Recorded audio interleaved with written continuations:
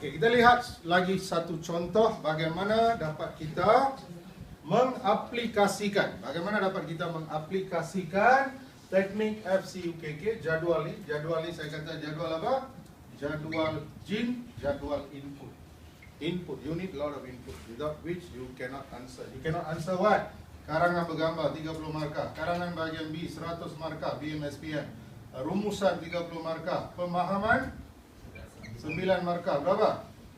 169 kalau kamu bahagi dengan jumlah markah SPM, it's about 70% of the exam. So this jadwal ensure your knowledge to handle about 70% of BMSPM. Komsas tak boleh lah, tata bahasa tak boleh lah, tapi bahagian-bahagian lain semua boleh. Soalan peperiksaan, walaupun sekarang kebat, sekarang soalan-soalan kebat, tapi kebat pun tak akan lari daripada, jawapan tak akan lari daripada keywords. Dalam soalan mungkin tak ada keywords. Dalam soalan, rakan anda dari luar negara ingin tahu tentang Malaysia, balas surat anda itu.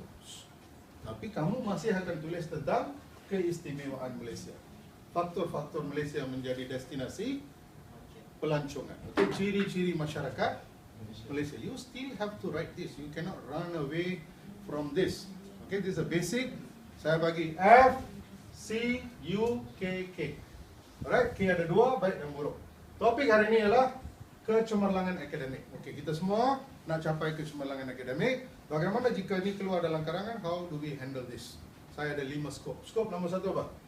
Faktor-faktor sesetengah pelajar tidak cemerlang. Okey, mengapa pelajar tidak cemerlang? Yang ini kamu tak perlu fikir. Itu the answer is already there. Okay, you are the answer. You are part of the answer. Malas, okay, sikap malas. No lah, no. People are not lazy.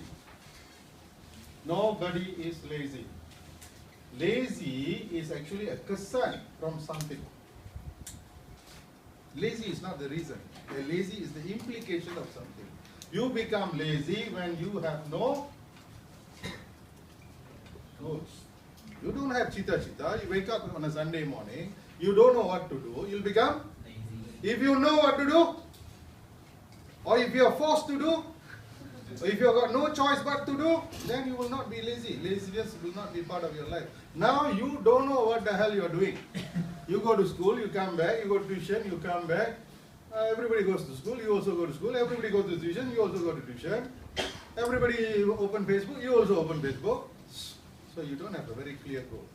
Orang yang ada cita-cita, do or die goal lah, you know? Do or die. I must achieve this. Then laziness will not be on your way. No. Saya rasa orang malas kerana dia tidak ada cita-cita yang strong. Dia ada cita-cita dan dia ubah setiap 6 bulan. Form 4 Januari kata, oh PT3 I didn't do well. SPM I'm going for it, 9A+. After Form 5 January,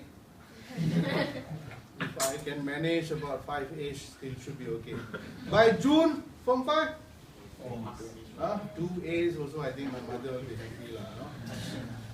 Sampai ujian peperiksaan percubaan, as long as we pass, as long as we go through all this, okay lah, no? Not everybody is born to score. See why? You keep changing your goalposts. You keep changing. You want to kick there, suddenly here, suddenly there. Susah lah. Okay, cerita dah panjang, kamu faham. Malas saya tak nak terima. Apa? Tiada wawasan. Okay, tiada wawasan yang jelas. Tiada cita-cita yang jelas. Tiada wawasan yang jelas. Kalau wawasan jelas, dia tak akan malas punya. Dia tahu apa nak buat. Okey, tiada wawasan. Nombor 2. Kenapa setengah pelajar kamu tengok UPSR gagal, PT3 gagal, SPM gagal, STPM gagal? Kegagalan adalah kehidupan dia. Tiada dorongan. Tak ada orang yang kata, hey, you can do it. Semua orang kata, hey, you cannot do it lah. Don't waste time lah. Okay, so bagus tuliskan. Tiada dorongan terutamanya daripada ibu bapa dan guru-guru. Kurang dorongan ataupun tiada dorongan. Dorongan maknanya galakan, motivasi. Tak ada motivasi, jadi dia rasa dia tidak perlu mencapai kecemerlangan. Okay, saya tak boleh bincang panjang-panjang sebab saya hanya nak ceritakan konsep penggunaan FCUKK jadual. Kita teruskan dengan ciri pelajar yang cemerlang. Berwawasan. Okey, satu berwawasan. Dua, nombor dua paling penting apa? Berdisiplin. Berdisiplin dalam apa? Pengurusan masa. This one thing decide everything about your life. If you know, if spending time is within your control, then life's goals, achievement is within your control. If how you spend your time is out of your control, you are a gone case. You cannot do anything. You cannot do much. Sebab masa adalah kuasa. Time is power to create something. That power, if you waste on a certain direction, then you are gone case. Okay? Jadi pengurusan masa penting. Itu ciri-ciri. Ini apa tadi? Faktor kenapa dia tak cemerlang. Ini ciri-ciri pelajar yang mesti cemerlang. Tengok ni penting. Saya letak bintang supaya ini boleh keluar dalam peperiksaan. Ciri-ciri saja boleh jadi satu soalan karangan bergambar. 250 huruf perkataan. Okey, usaha-usaha untuk mencapai kecemerlangan. Nombor satu apa? Pengurusan masa. Ya? Pengurusan masa. Pengurusan masa. Di sini kita boleh masukkan di sini. Ada kaitan. Okey, nombor satu ialah perancangan. You must have a good plan. Perancangan. Perancangan yang baik. Dua apa? Siapa yang capai kecemerlangan? Brainy student or hardworking student? Hardworking will win. Your brain you can keep. Okay, only the hardworking will win. Because they do it until it's right. You think you're very brainy, you don't do anything. Exam day is the first day you do it, and you do it wrong. So don't be overconfident. Kashwan, I'm telling you, don't be overconfident. Okay, so apa dia nombor dua? Woi, baru saya kata kerajinan, hard work, kerajinan. Boleh tambah satu lagi? Rendah diri. Hah? Rendah diri. Pergi rendahkan diri. Rendah diri dengan kecemerlangan tak ada kaitan lah. Tak ada kaitan langsung. Not directly related, never mind. You no need to write that. Apa ciri lain? Apa usaha lain? Saya nak capai 9A+. What else I must do? Saya kena ada plan, saya kena ada kerajinan. Satu lagi lah. Don't keep changing this. Why you change this? Because you give up. Bukan orang kata you tak boleh, you sendiri kata you tak boleh. Biasanya siapa kata kita tak boleh? We decide, no. Today we say we can, tomorrow we say can. Because see, you'll find ways. Because so many because will come. Okay? So tidak mudah berputus asa. Tidak mudah berputus asa. Genggam bara api biar sampai jadi arang. Genggam bara api biar sampai jadi arang. Okey, alang-alang menyeluk pegasa biar sampai ke pangkal lengan. Whatever you do, give your best. You don't give result for yourself lah. Result siapa punya tugas? Lembaga peperiksaan punya tugas. Your tugas apa? Just do your best. What we ask from you is just do your very best. Habis. Faham adik? Okay, next. Okay, habis ni usaha. Seterusnya kita pergi kepentingan kecemerlangan akademik. Untuk apa? Satu, kecemerlangan akademik akan menjamin tempat anda di pengajian tinggi, boleh melanjutkan pelajaran. Dua,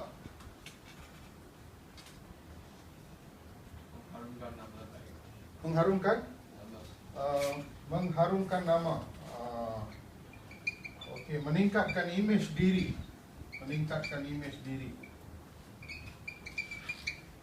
Imej diri. Bersama imej diri apa yang akan meningkat? Keyakinan diri akan turut meningkat. Kenapa kita kena dapat A+ ni? Buat apa? Ni kawan saya seorang, very good student. Dululah, very good student. Memang A+. Dulu tak ada A+, tapi dia dapat semua A. Dia jadi engineer. Sebab lepas tu dia kahwin dengan seorang wanita. So dalam 2-3 tahun mereka hampir bercerai, no? Big fight. I was in between. Hari-hari fight, big fight.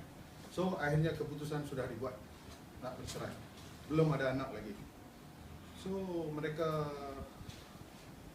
Saya ada beberapa kawan lain cadangkan, okay, tak payah cerai, you live separately first. Duduk tinggal secara berasingan, jangan cerai dulu. So they also said okay. So the husband got a house, wife go to a different house. So mereka cuba ambil barang, wife tiba-tiba ternampak sijil SPM the husband punya, all A. She changed her mind. You know what she thought? My husband is an intelligent fella. My children is going to be intelligent. Okay lah. Okay, good or not? A. A plus save the marriage lah. Don't play the fool.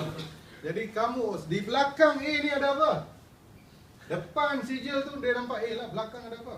Belakang ada keyakinan diri, ada disiplin. That's what I see. I look at your A plus. Behind your A plus is all the good qualities. Otherwise you cannot get the result. That's why people want to see your A plus. Faham? Discipline, sacrifice, all that behind. Jadi kecemerlangan penting. Apa lagi? Boleh tambah satu lagi kepentingan. Menjadi modal insan. Menjadi modal insan, bagus. Berupaya menjadi modal insan bagi membangunkan masyarakat dan negara. Bukan sekadar membangunkan diri dan keluarga, turut membangunkan masyarakat dan negara. Okay, very important. Sekarang kita tinggal last saja. Kesan-kesan buruk. Yang ini buruk, ini baik tadi. Kesan-kesan buruk sekiranya pelajar gagal. Apa kesan buruk? Serang bagi satu. Masa depan gelap. Nombor satu, masa depan gelap. No future. Sebab dunia hari ini dunia persaingan. You like it or not? You like it or not, ini dunia persaingan. Jadi orang yang tidak ada kecemerlangan mungkin ditolak, terkeluar daripada persaingan itu. Okey, apa lagi keburukan kalau tak ada kecemerlangan akademik? Yes. Okey, you masa depan gelap, gagal dalam kehidupan. Kamu ada kemungkinan untuk gagal dalam kehidupan. Terdorong untuk melakukan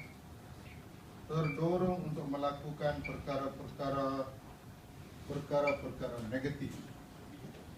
So when you are not cemerlang, you also want to live life, so you may end up doing something negative, something against the law, against the society. So many things can happen. Okay? Kalau saya berpelajaran tinggi, saya ada pekerjaan, saya ada wang, I got no issues. Kalau saya tak ada semua tu, maka pelbagai aspek, pelbagai pengaruh mungkin boleh mengubah diri anda. Boleh faham semua?